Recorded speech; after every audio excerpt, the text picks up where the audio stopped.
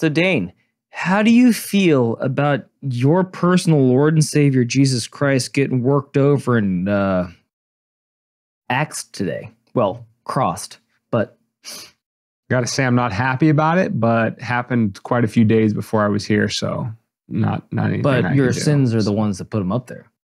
Yeah, I know. I'm pretty big piece of shit. Not mine though. I am. Because I don't go there anymore. But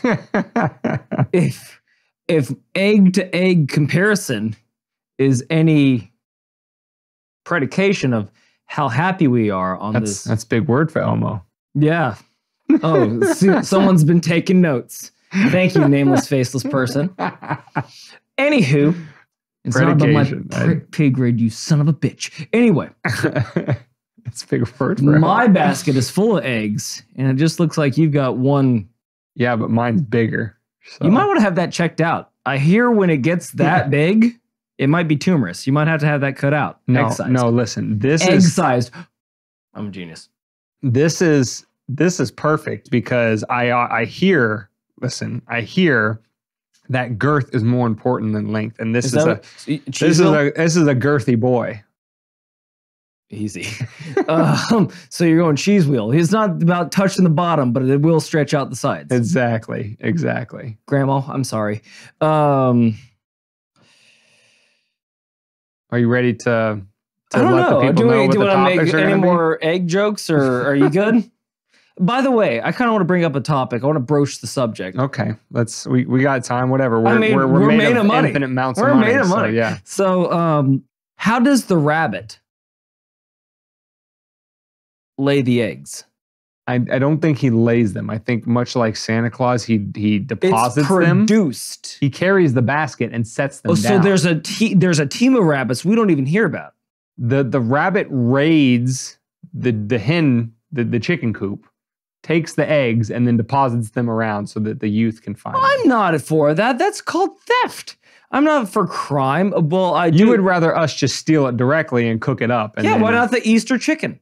Yeah. Go straight to the source. And have chicken fried rice with eggs in it so we can mix the mother and the baby together in the same meal. So good for you, yeah. Let's not go there.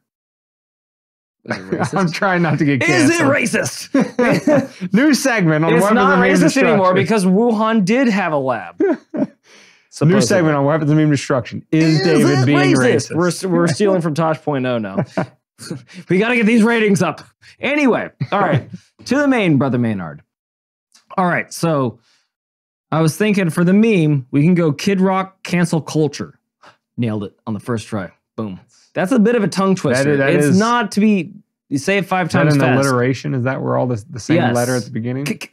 Yeah. I added a 4th one there because I didn't want to leave any room, David, for discussion. Next topic. All right, so Culture Corner. Again, I don't know why we do this to ourselves. Because we hate ourselves. Right. Yes. Elon checks the blue checks that checked out. That's pretty good. Nice. That was like Sally selling stuff at the seashore. Again, I don't know why I do this to myself. Because if nothing else, we want the people to be impressed with our... You're not going to forget it. Yeah, exactly. God damn it. With our ability to stay tuned. Tongue-tying stuff. And then we'll tie some tongues. All right. Graphic. Maybe. Epstein didn't kill himself. The IRS expanding may have consequences. Does that include your ass? Stay tuned. Brief trot across history suggests absolutely. And we'll talk about that in a segment. Well done, Dan. Sorry, I was supposed to talk longer because David was being an alcoholic. I needed a sip. Need to cover it's kombucha. It is good for the gut. My health of gut is so imperative. We are 140 episodes in. Do you think anybody honestly believes that you're drinking kombucha? You sound like a married couple. We are. We're not. We're better than that. We're better than that. Anyway, all right, Beyonce, Queen Bee. All right, main topic. Word to the beehive. Jesus, we're getting into the weeds here. We are. All right, we're on it. So for the main topic, Tennessee, guns, expulsions, and D's nuts. Is this a Fast and Furious trailer, or are we living in the end times? Lots of tie together on that one. Not sure where he was going with it, but I like it. Well, there was somebody on this podcast that just absolutely needed.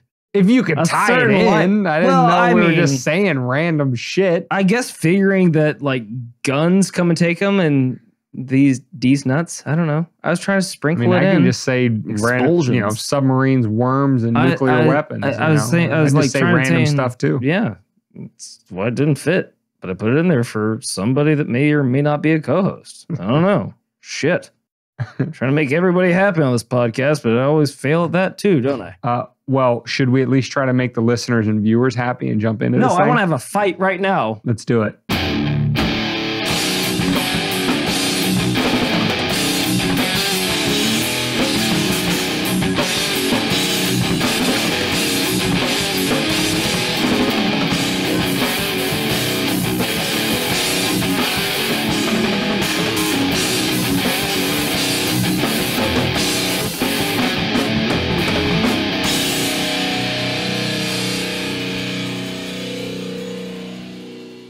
Welcome to Weapons of Meme Destruction Podcast, episode 140, which can be found at wmdpodcast.com/140. You can get the audio only on any podcast catcher. Just search Weapons of Meme Destruction.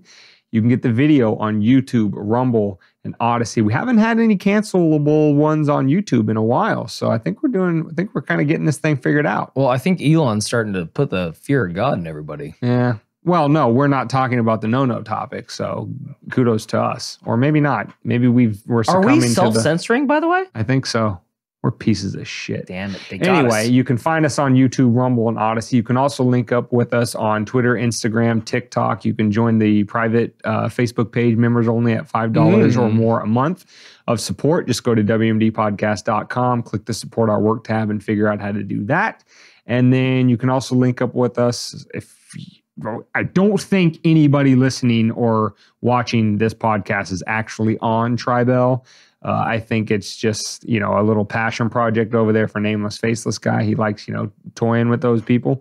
But you can find us there, and you can also find us on Float. So, Dane. David. Very important question. Say things. Before we get going. Yes. Are all of the colors in my Easter basket appropriately represented? I don't want to be accused of racism against blue people. Actually, I'm glad that you brought that up and you said blue in particular, because I was actually thinking your basket was looking a little bit blue supremacist. Okay. Not only are there 3 blues, there's multiple. You should see what goes underneath. All the greens. All the greens are in the back. They're like fucking. Oh, David. This is not an appropriately representative basket of Easter eggs, and I think you should have your hand slapped. Come here. Who is?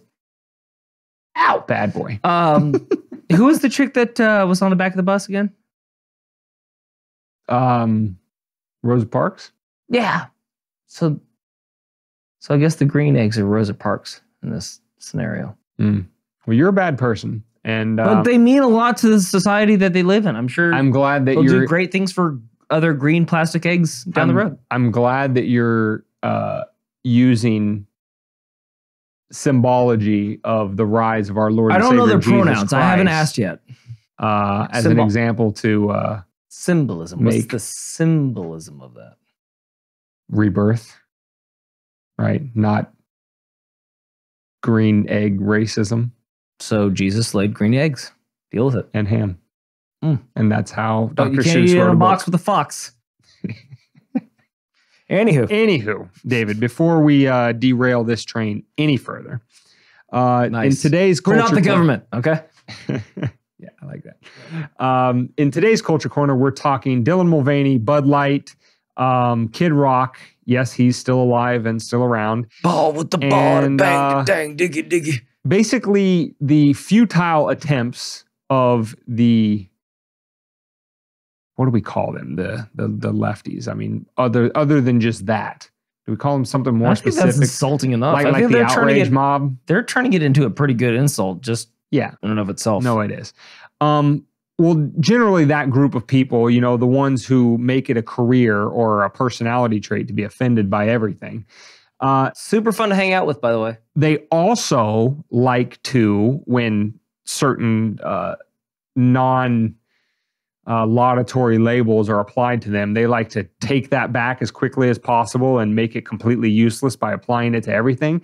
And in this case, the meme that they're trying to push, but they won't succeed because weapons of meme destruction is on the case, is they're trying to all make 5 of our viewers.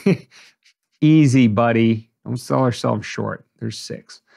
They are trying to take the term cancel culture, which is a very real thing, despite their protestations to the contrary. They say that's not a real thing. That's just a made-up thing of the right and conservatives. There's nobody getting canceled out here. Well, now they're acknowledging that it's a thing and that the righties participate in it. And they're using Kid Rock now as the example. And we'll get into that in a second. But, just kind of show you that in very Orwellian fashion, right? The first thing they go after is the language. And if they have a label applied to them and they don't like it, they're going to start calling everybody that thing so that the label no longer means anything to anybody. As long as the other people are doing it, not them. Of course. They're never guilty. Of course. No. Because they're always right.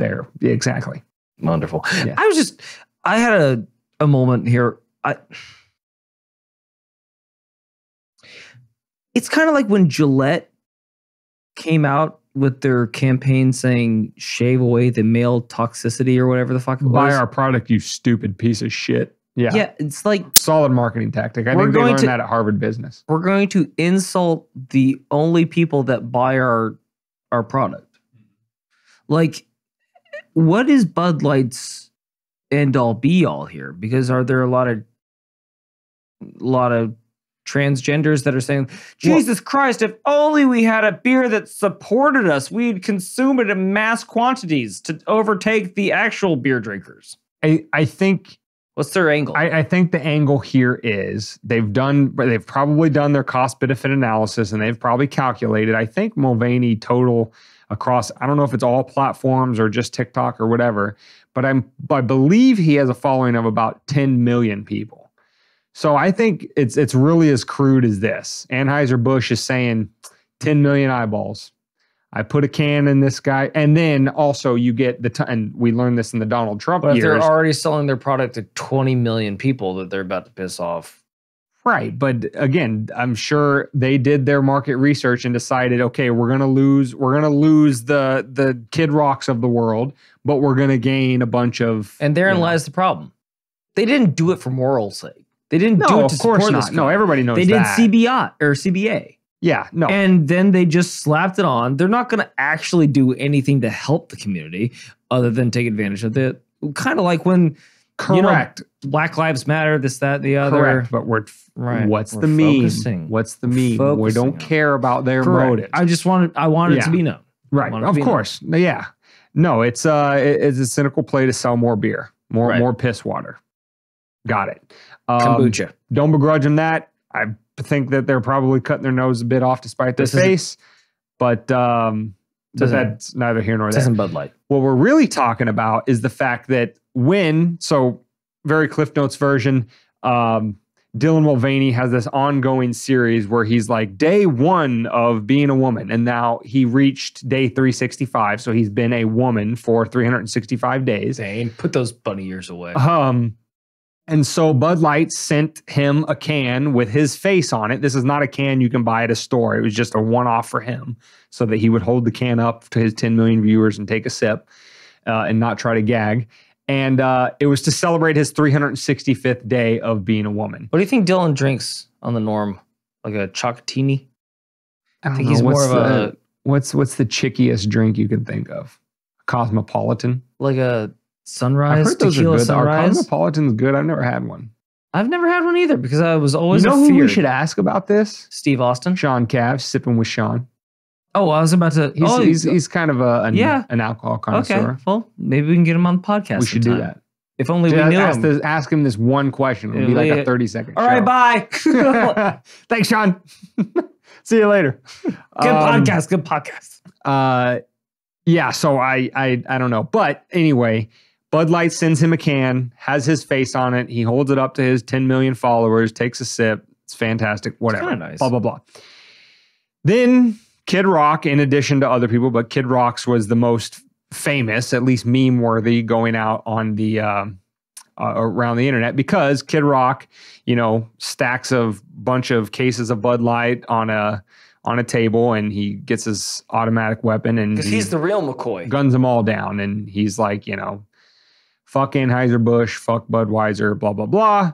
And the left then proceeds to say, this is an example of cancel culture. And oh, look at those snowflake conservative righties. For a nice little touch, Kid Rock on the back of his hat, he has MAGA. So, making no bones about where he stands with that. And they're saying this is cancel culture. Look at these conservative snowflakes and blah, blah, blah, blah, blah. That's the meme they're trying to push. They're trying to push, if you don't imbibe whatever it is they want to shove down your throat, no pun intended, that you're engaging in cancel culture. David, why is that wrong? Why is that not cancel culture? Why is that the exact, well, I wouldn't say it's the exact opposite. But yeah, why is that not cancel culture? Can I get multiple choice? I'm not good at tests, especially when they're pop quizzes. No, I don't see anybody that got canceled here. That's kind of the whole point of cancel culture. I see a guy who says he's not going to consume a product anymore. Yeah, which is his right as an American citizen to make his own choices with his own body, if only that applied in every aspect of this country. Yeah. Anywho, not saying anything else because I don't want to get banned or canceled. So I would say that this can't be cancel culture because nobody got canceled. He didn't say, I'm not going to follow Mulvaney. I think Mulvaney needs to be taken off of every social media platform. He didn't say the guy that was the CEO needs to lose his job that came up with this branding mark. No one lost their job. No one did anything. No one lost their ability or their voice to speak out. So thusly, nothing got canceled except for those beer cans that he shot, which I think a lot of our viewership and maybe a lot of people in this country would agree that that's the best way that beer should be consumed, is that it's not consumed. It's just poured out on the ground, like the piss that comes out of you when you drink it. Yeah, exactly. Here's a very bright dividing line that I want to lay out for you. And so you can, again, carry this forward to destroy this meme anytime it tries to rear its ugly head with your friends and family or whatever. It's very simple. Not wanting to do something for yourself is not cancel culture. Cancel culture is when you make an effort to make sure nobody else can engage or have something that you don't like. So somebody choosing to no longer consume a product, that's not cancel culture. That's just voting with your dollars. That's saying, I personally disagree with X, Y, or Z. I personally disagree with Gillette calling me a toxic piece of shit just because I'm a man. So I'm not going to use Gillette razors anymore. It would be very different if I then went to Capitol Hill and lobbied the shit out of legislatures and everything else to get Gillette pulled off the store shelves so that you and everybody else cannot buy Gillette razors. That is the difference. And so what cancel culture is... But stay tuned for that to happen, by the way. When somebody has an unpopular opinion that you campaign to get them fired, or you get the venue that was going to, hold their show talking about comedians, whatever, getting the venue to say, we're not going to host you anymore. We're going to cancel your show, that kind of thing. What you're doing is you're saying other people can't consume this content or this product. And that's what makes it cancel culture. But choosing not to consume something yourself is just choosing not to consume something yourself. That's not cancel culture. Don't let them try to wiggle out and make this phrase so expansive that it means nothing anymore, because it's not. When somebody engages in cancel culture, it needs to be called out for the cancer that it is. And that's what they engage in, not what Kid Rock engaged in. So I think at the end of the segment, it's safe to say that Bud Light is the transgender choice of light beers. So enjoy your Bud Light, all you transgenders. Exactly. Anheuser-Busch, good luck. Nothing but support. With that being said, David, we are on to the culture corner. Neat. Not cancel culture. Cancel culture. And SBF, ABCs, easy as 1, 2, 3. It's so confusing nowadays. I know. Especially with those alphabet boys growing larger and larger by the day. FTX that had the ZTZ that had the 27 a member of the LGBTQIA plus group. Can we just start using words again? It's getting so fucking David, confusing. words are hard, okay? Acronyms are easy. Don't you know I don't have enough room in my brain for whole words? So, on today's Culture Corner, we're talking Elon Musk and trolling the ever-living shit out of the propagandists. Good for him. I know, good for him. And the two examples we have today, there's more than just these two, but these are the marquee ones. Is Nameless Faceless Guy is going to put them up. There's a little bit of editing on my part. The red circles and arrows are me drawing your attention to the key points. But what Elon did this past week is he, first of all, removed the blue verified check mark from the New York Times when, they made it a big stink about the fact that they weren't going to pay to keep it. So he said, all right, fine, I'll take it. And then later in the week, he added a tagline under NPR that says, quote, state-affiliated media. So if you go to NPR's Twitter right now, very simple, at NPR, you'll see a little disclaimer. I don't know if it's a disclaimer or whatever. God, what is it? It's National Public Radio, I think is where it started. Thank you. But it's more than radio now. Fucking clearly. No more alphabet goddamn soup. Lose my goddamn mind over here. Anyway, it has the little descriptor, label, disclaimer, whatever you want to call it, on their Twitter page that says state-affiliated media. And then Twitter has its, I'll have to look it up while David's talking, but Twitter has on its terms page what state-affiliated media is now, but it's basically exactly what it sounds like. If you are colluding with the government or you're taking your talking points from the government, says it right there on the label. In anything, in any other way, your opinions that are being pushed off to the public as objective and just reporting the news, if it looks and smells and acts like state propaganda, it's probably state propaganda. And Elon is letting you, the Twitter user, know who to keep an eye out for. Well, that's interesting too, because it's again, we heard about the Twitter files a long time ago. We haven't heard a lot about the Twitter files since then, but I think it's been several different podcasts that Elon is affiliated with that have all harkened back to personal communications with him, that he was saying basically all the conspiracy theories were true. Oh shit. They were using the platform and doing the things that we said that they were doing. While all the while they were sitting there going, no, we're not. No, we're not. No, we're not. And then he takes control of it, all the while being demonized for doing so. So all the people that were, yes, Elon, because don't forget, everyone's, yes, Elon, electrical vehicles, we're moving into the future because of you. You agree with us. You're what we love. And then all of a sudden he goes and does something that goes against the regime or the controlling party, whatever you want to call him. Then all of a sudden he's becoming demonized. People are taking or giving their Teslas back because he's a Nazi and going and buying Volkswagens. I don't think a lot of people got that on the first take. I'm going to take it again. They're giving Teslas back because Elon was a Nazi and they're buying Volkswagens instead. Which was started by the Nazis. Wrap your fucking head around that. Anyway, that's how far these guys think down the road, and it's how much of a fuck they give about your intelligence. They think that you're so dumb that you're what, they're right. Elon is a goddamn Nazi. Or they're the dumb ones. I mean, I would not remotely surprise me that anybody that made that claim, I'm turning in my Tesla for a Volkswagen, blah, blah, blah, Elon's a Nazi, I'll bet you they don't know the backstory of Volkswagen. I'll bet you they don't.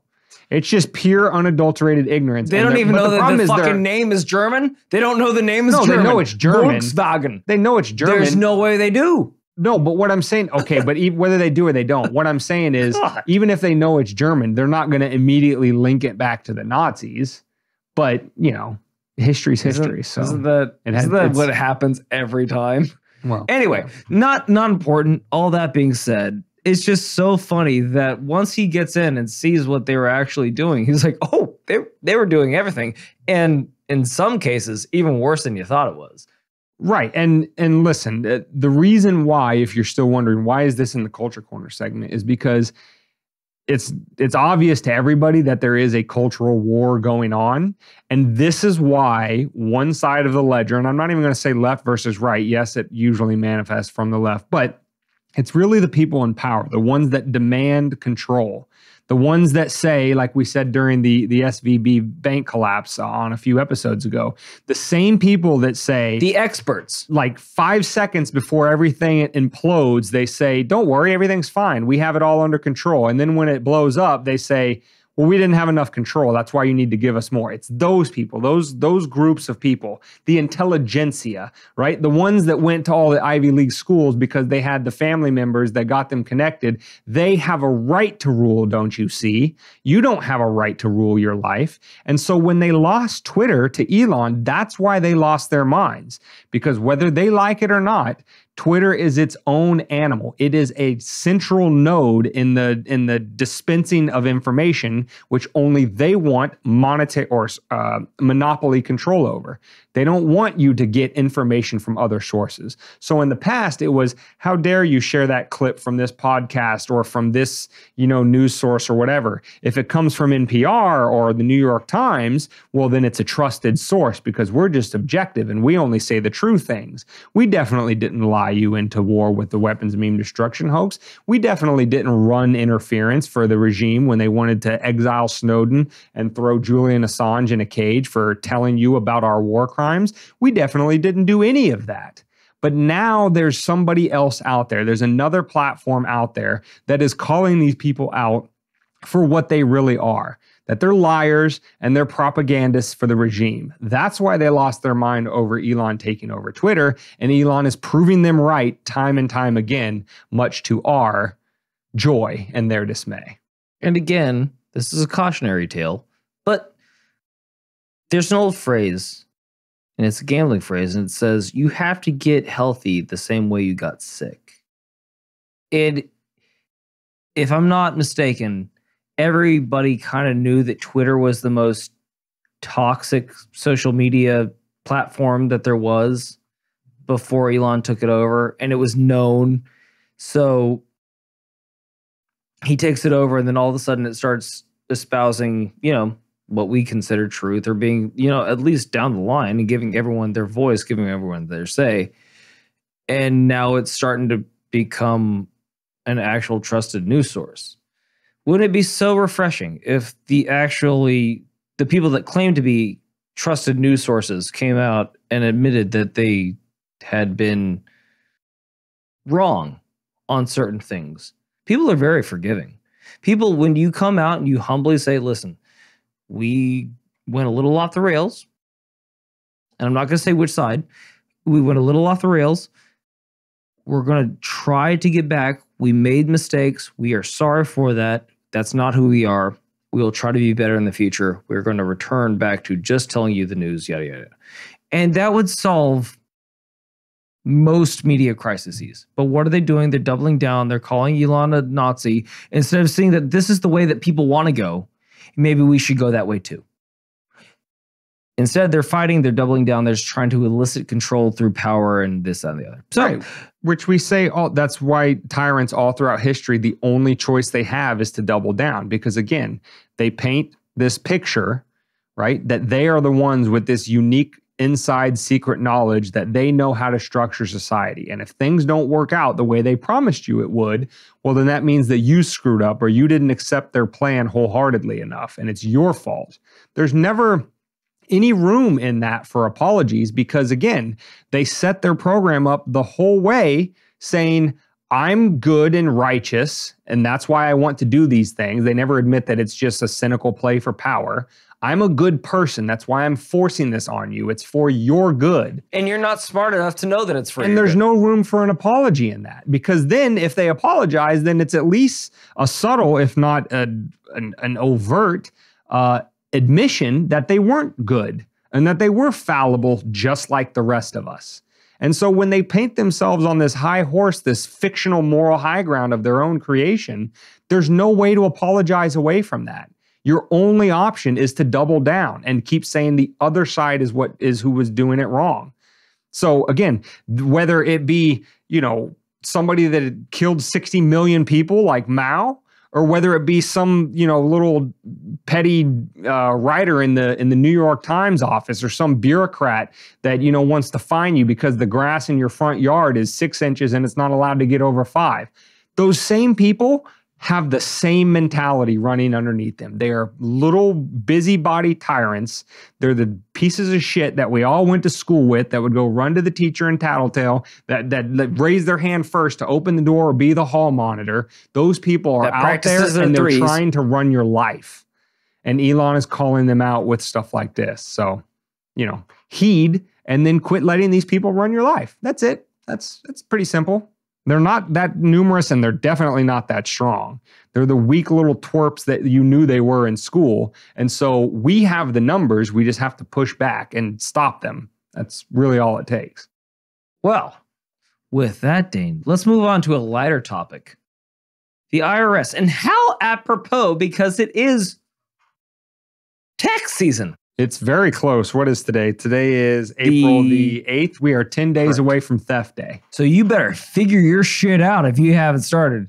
Maybe you want to download some QuickBooks, or and if you haven't figured it out and you undershoot it a little bit, your reward is a cage. No, Dane. All those 87,000 new employees are definitely going to be going after the big banks, the people that are the big companies that have been using their technical lawyer teams that they pay probably millions of dollars to find every little nook and cranny they can save money. They're going after them, Dane. They will never show up on your doorstep. And of course not. Now, we covered this back in the day a few months ago, when it was 87,000. We're not young enough to say shit like that anymore. When it was 87,000 IRS agents, and they say, "Oh, we're only going after the wealthy." And, we mocked it then, and we're going to mock it now because they've said some new things on that topic that we just think is hilarious. Well, first of all, if you remember that those 87,000 new IRS agents is a result of the Inflation Reduction Act getting passed largely along party lines. Democrats voted for it, Republicans against, but it got through. And what it did, in part, many things that it did, everything except actually reduce inflation, is give another $80 billion to the IRS to beef up staffing and send more goons to your door to demand more of your paycheck. Armed goons, by the way. Yes, because everybody knows a little pencil-necked, dork working at the IRS is definitely highly trained and needs to have a firearm.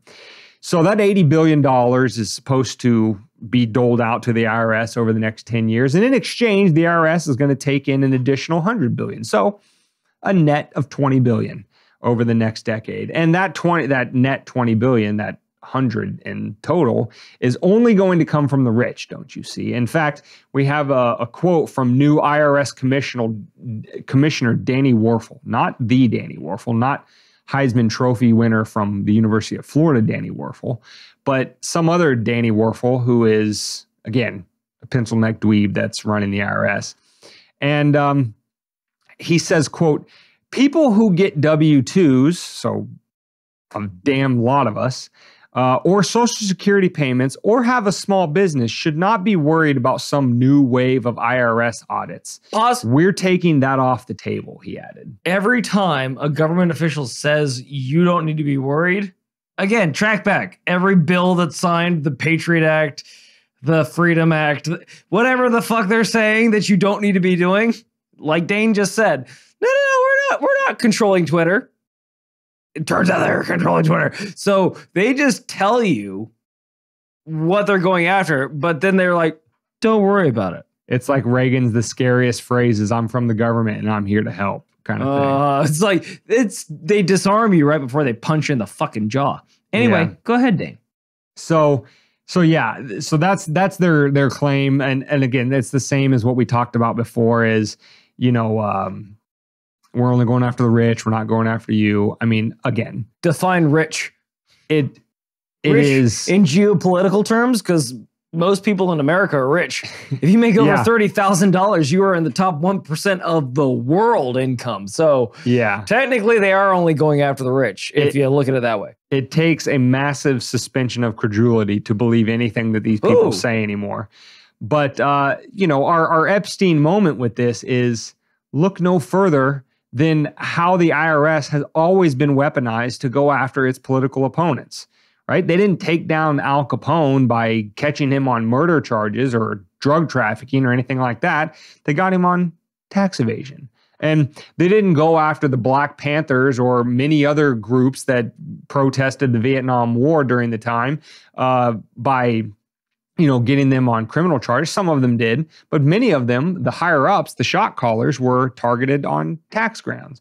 Or just a few years ago, the Lois Lerner scandal, where the IRS under the Obama administration was targeting nonprofits that had either right or conservative sounding titles of the nonprofit or were engaged in nonprofit activities that were deemed on the right or conservative, and was targeting them to remove their nonprofit status.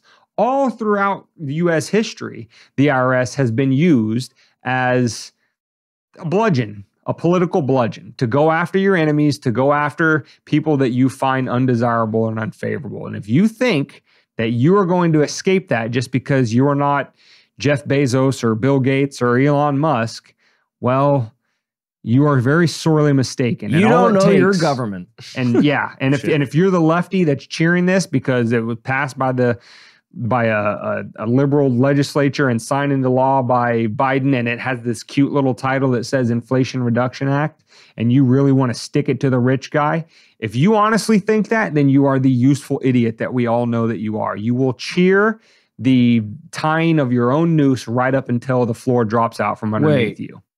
So, Dane, just to tie this up in a nice little bow, as it is Easter. Noose knot. Do you think, exactly. Do you think Epstein's going to wake up on the third day? I sure hope the hell not. Well, he might have some answers. He's a few years late. If he's that's what I was thinking. What if you like run into some guy in like a hood and he looks a lot like Epstein? Dude, this is blasphemy. I'm very offended. I think it's I'm offended for finding you offensive. I'm offended for you finding me offensive. Good job, Eminem. That's where I was going. That's exactly what you're trying to do. All right, the main topic. Let's get into the nuts and butts of this thing. D's nuts. Having nothing to do with the topic at all. The main topic we're talking about, the quote unquote Tennessee 3. Are you from Tennessee? I am not from Tennessee. Well, because you're the only 10 I see. It's a small room. It's a small room. Don't take too much credit. Don't take it. He doesn't see anybody else. That's the point. Anyway, so the Tennessee 3. Here's what happened. As you know, of course it has to rhyme. Of course it does. As you know, there was the very sad shooting at a school in Nashville, Tennessee, just a few weeks ago. We talked about it on the podcast when it happened. And 3 Tennessee legislatures, all Democrats, you won't be surprised to learn, decided that as part of their demands to get legislation passed, I don't know what they wanted, but probably all the way up to including banning quote unquote assault weapons, however they loosely define that term, is they led a group of protesters into the Tennessee legislature, complete with bullhorns, shouting in their 5th grade t-ball chants that the left is very fond of, and they shut down the legislative process. I don't know for how long, maybe a few minutes, maybe an hour or so, demanding action. Right? They demanded that the Tennessee legislature act and pass gun control measures. Well, don't think, just do. Don't think, just do. These acts of letting protesters into the building and shutting down the legislative process apparently violates one of the Tennessee legislature's rules against stopping the legislative process. You're not allowed to do that. That's a no-no. And if you do that, one potential punishment for you is expulsion from the legislature. And that's exactly what, you won't be surprised to learn, the heavily Republican-dominated Tennessee legislature decided to do. Somebody put forward a motion to have these 3 legislators expelled. 2 of them were expelled. The third one was not. Now, as a matter of full disclosure, there is... Third rail, Dane. Yes. Third rail. We're not going to discuss it because that's not the purpose of our discussion of the topic. We'll let the race baiters and everybody else have their fun with it. But one angle is that this is all racially motivated in terms of the legislatures that were expelled versus the one that wasn't. And we're just not going that route. Again, don't need to, don't care to. We have a different takeaway from this subject, but it is part of the discussion. Look it up elsewhere if you're interested. What we want to talk about is the rhetoric of not only the Tennessee 3 themselves, but generally the political left, who now claim that this is an example of democracy under attack. And this is probably fascism. And the Republicans in the Tennessee legislature are definitely Nazis. And expelling members over political disagreements is a line in the sand. And once it's crossed, our democracy is lost. That's the angle that David and I are taking on this subject. Well, it's just interesting. It's like for whatever angle you want to take this at, you can't walk. Okay, so let's use their rhetoric against them for one moment. January 6th, a bunch of people that weren't supposed to be in a place got into a place and started doing some fuck shit in said place. Turned into the darkest day in our American history, folks. Oh, it's so gross. Terrible. Oh, It's worse than 9/11, all that. Pearl Harbor, D-Day. Oh my God. AIDS. Those pale in comparison to somebody putting their feet on Nancy Pelosi's desk and one person may or may not have died. 2 maybe. Who knows? But democracy died that day. Anyway. Moment of silence. May it rest in peace.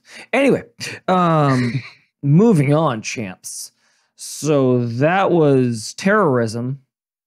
And when you break into an official barracks where legislation's being written with bullhorns with a bunch of people that should not be there, that don't have clearance to be there, and all you got was expelled, I don't know. I'd be counting my fucking lucky stars. I'd say all those people on January 6th that are jailed are looking out at this and going, the fuck is this shit? Like, I did the same thing without a bullhorn. Granted, it is at a bigger stage, but still the same thing. And I'm sitting in jail for 10 years, can't get on a flight. And these guys are bitching on media. Actually, one of them got to go in and one of the representatives got to say his piece against the against the... Well, they all did. Oh, did they all? I only saw the one. Yeah. No, so they all got to go in and say their piece against the people that expelled them. Yeah. Like, if that's not a complete 180 from 2 different scenarios that look, sound, and quack exactly like a duck, I don't know what is. Well, see, David, here's the thing, okay? The reason why January 6th was so terrible is because the people, you know, the ones that actually rule that place and own it, not the stuffed shirts that are inside it voting on all of our lives, is they went in there unchaperoned. See, in the Tennessee legislature, they had legislatures with them, so it was sanctioned. There were white gloves going like this. So January 6th would have been okay and not the death of democracy had, I don't know, Marjorie Taylor Greene, Lauren Boebert, and Matt Gaetz actually led them in. Then it would have been okay, right? Isn't that how that goes, lefties? If they were paraded in by Marjorie and Gaetz and company, then it would have been okay, right? That would have been fine. But it's not fine. So policemen, it's not fine because they weren't there. So policemen, just making sure that I want to understand when democracy dies or not, because I understand it's kind of a big deal. So policemen, although they are still members of the state, right? They are still state Last I affiliated, checked. right? Yeah. And so Enforcement those on. videos of them leading was the shaman, the guy shaman. Yeah, because they weren't elected officials. But wouldn't that count, Dane? Shouldn't that be like a chaperone kind of thing? Yeah, but they weren't elected officials. Don't you know elected officials are like sacred? Okay. Gotta read the boilerplate. I know it. Gotta read the I know boilerplate. it. I know Good it. Lord. I checked the box and now they know what my asshole looks like. Now, listen, here's the thing I want to say to the Tennessee Three and to the broader push to use the universities to create activists, right? This is lauded as a social good. We should be encouraging young people to become activists and protest for change, and they need to make this world a better place than they inherited from their stupid boomer / Gen X / probably millennial. I'm glad you're bringing that up. Parents and stuff like that. And they push this activism as this moral virtue, but yet last time I checked, right, democracy means that the majority rules.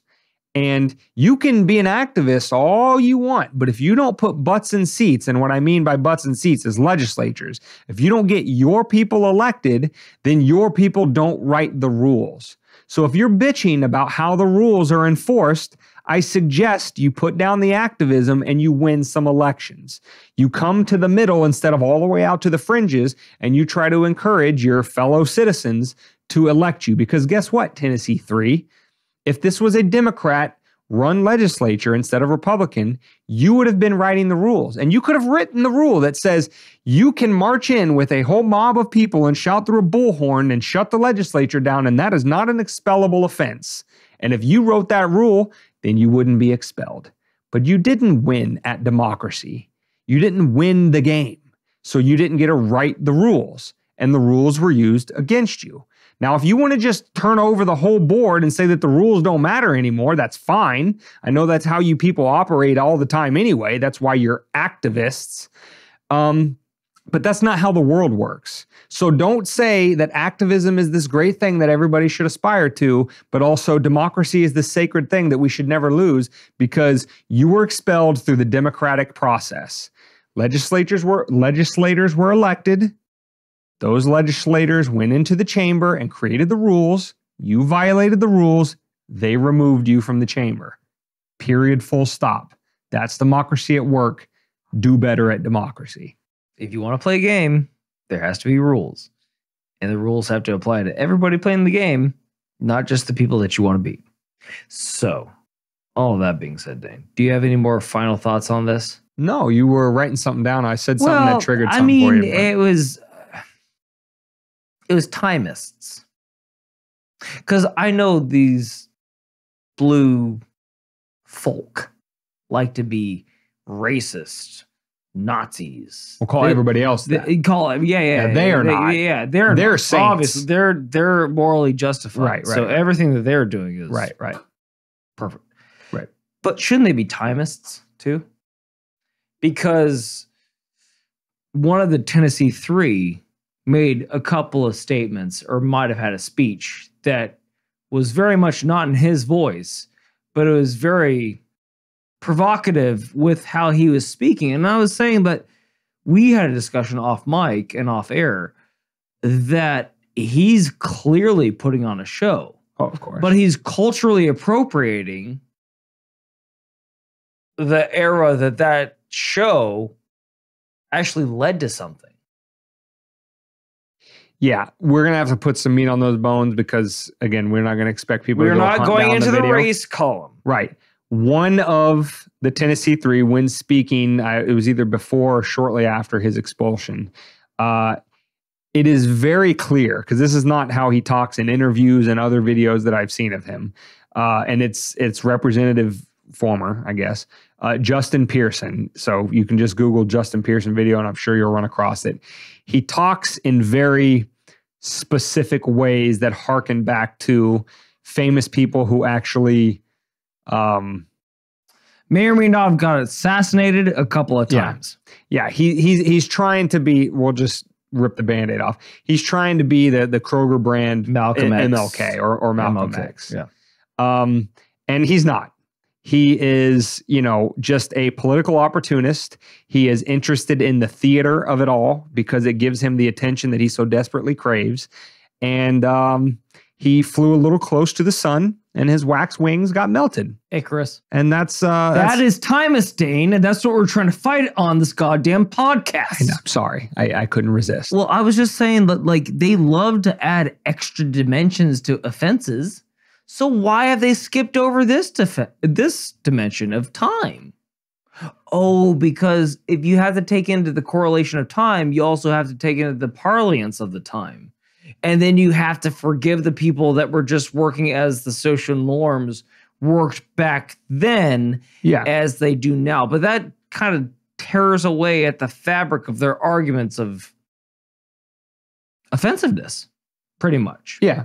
So they can't do that. So they can't hold them accountable for it. Yeah. So they're kind of checkmated. Yeah, and I mean, if there is one defining characteristic, I mean, there's many, but I'm just going to pick out one. A defining characteristic of this sort of like leftist ideology, it's a complete, and this is also ties in with why they can't meme. It is a complete lack of originality. Pearson can't just stand up there and talk in his normal voice, and if he wants to get some famous sound bites that he thinks the History Channel is going to be playing 80 years from now, that's what he's going for by talking in this forced sort of mannerism that's definitely performance art. As impersonating Pearson, him at all. Not anybody else. Is just completely lacking in originality. Right? He has to talk like that because it worked for somebody in the past. And so he thinks it's going to work for him now and make him some at least draw great, Jesse Jackson wannabe sort of leader these days. And he's not. He's going to be forgotten about in about 5 seconds. I didn't know he existed before this podcast. After he makes his rounds on CNN or MSNBC. TBH. He's going to do his little tour and then he's going to go away and nobody's going to care. So, which will be a net positive for all of society. Well, you say that. But after this super cheery Easter edition, well, when you guys are watching this or listening to it, or however you choose to imbibe this vibration of conflagration against the constabulation. Elmo, please. Hey, watch it. I'll fly to Pennsylvania. Anyway, with all that being said, Dane, where can they find this wonderful Easter podcast that somebody brought a hell of a lot more eggs to than somebody else? Somebody brought by the way, eggs. Easterized my, I don't know if you guys missed this. I don't know how Easter that is, but I mean, the color is clearly Easter. Or maybe I'm just with Bud Light. Or, dear listener will not know, but viewer, there is an Easter egg, and not the obvious ones, but there is an Easter egg in this episode. Somewhere. Find it. Point it out. Tell us in the comments, what is something new to the background that you have not seen before? That may or may not have been added. Right. And may or may not stay. Right. Focus on the bright multicolored things. Don't. Or maybe not. Or maybe don't focus on anything at all. Or maybe just watch this about... It's a goddamn Easter egg on Easter. Watch this several times so that we, bump the views up while you're trying to find it. Force your family members to like this video. That's right. By the way, strap them down. Toothpicks holding the eyes open. If you're in Tennessee, you can still do it with a gun. So hold it to their head and just like, hey. Anyway, for now. All that being said, Dane, where can they hold their family members hostage to like this video at? They can get this episode at wmdpodcast.com/140. They can get the audio only on any podcast catcher. Just tell them to search Weapons of Meme Destruction, look for episode 140, and they're off to the races. They can also, if they want to engage in the Easter egg hunt, which we strongly encourage, they should look up or find the videos on YouTube, Rumble, and Odyssey. And then they should also link up with us on our other non-necessarily podcast-related socials, Twitter, Instagram, TikTok, Tribel, float, and the private Facebook members only page for $5 a month. Go to the website to figure out how to do that. You can also click down in the links below these videos. You can donate Bitcoin to us at our Bitcoin wallet down there in that link. You can buy stuff from our merch store. That's a way to support us. But like we said, the chief, primary, and cheapest way to support the show is just tell people about us. Help spread the word. Get those subscriber counts up. Oh, and I forgot for the last few episodes. Go to the website, join the email list. WMDpodcast.com. Right there on the homepage, you'll see a link to join the email list. We don't blow up your email inbox. It's just a way for you to stay in contact with us if we ever get nuked, but also to tell you about special events when we do new episodes, appear on other podcasts, have interviews coming up, et cetera, et cetera. You want to be on that email list. It's the greatest email list in the history of mankind. Maybe better. I don't know. All other email lists, kind of shit. Don't want to say it. Everyone's saying it, but not me. I would never say that. But what I'm saying is that our email list is the best. By the way, I think I came up with a new revenue. Kept going with that. New revenue stream. Let's hear for it. us. You should look into applying to be that guy on like radio stations that tells you all the fucking fucked up subject. Was I talking that fast? Yeah, I mean, like if they just sped it up like a skosh. We are down like to one bar on our battery, and I'm trying not to get cut off. Yeah, so I'm going fast. Okay, so let's look into that. All right, let's look into that. Listen, I like if nothing else, man. I thrive on enthusiasm. I like more ways to make money because I am a piece of shit capitalist, and I'm probably going to hell. He's disgusting. Starving artist over here. Anyway, with all that being said, thank you so much for staying tuned this long and putting up with our bullshit. And until next week, stay safe and stay free.